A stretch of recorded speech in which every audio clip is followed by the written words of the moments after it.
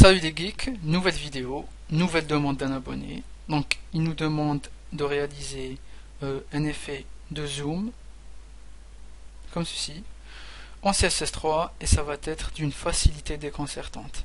Allez, c'est parti. Donc on a l'index.html qui contient les balises de base d'une page HTML et le style.css qui est pour l'instant vide, que j'ai déjà relié au préalable. Donc ce qu'on va faire, on va commencer par importer nos images. Donc img, src, elle se trouve dans le dossier image et elle se nomme pic.jpg. On va lui donner un texte alternatif, on va dire picture. Et on va lui donner une classe, on va dire small. Small, c'est-à-dire la partie miniature. Et on va faire la même chose. On va insérer la même image. pic.jpg, texte alternatif picture, même chose. Et comme classe, on va dire full. Donc cette image va être la small size, c'est-à-dire la miniature, et celle-là va être la full size, la partie agrandie. Dans le style.css, on va miniaturiser la première image. On va appeler la classe small. On va lui donner une largeur de 150 pixels, comme ceci. La full size image, on va lui donner une largeur de 0 pixels et on va la mettre en position absolue, comme ceci. On actualise, on a notre petite image qui apparaît, donc on voit uniquement la partie miniaturisée. Donc la partie agrandie, elle apparaît pas puisqu'elle a une largeur de 0.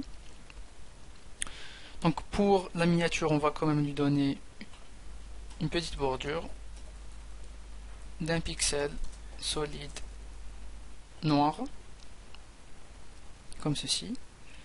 Et on va appliquer notre hover effect. Donc on va sélectionner notre miniature, small, hover, plus la classe full. Donc le plus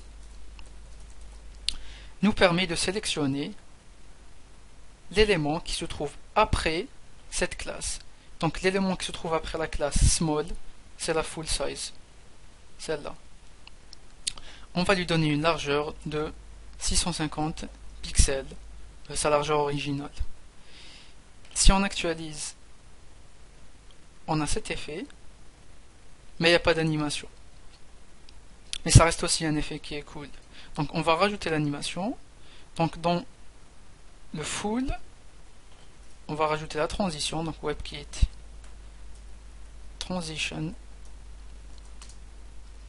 Donc la transition va être sur la largeur, width, comme ceci.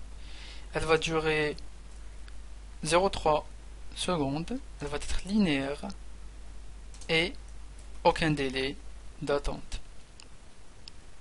On actualise et on a notre petit effet voulu. Pour rendre le tout encore plus réaliste, on va rajouter un petit z-index qui va donner l'effet que l'image elle pop-up vers nous, c'est-à-dire elle vient vers nous. Donc, parfait. Donc c'est fait, je vous avais dit que c'était très facile. Donc j'espère que ça répond à votre question.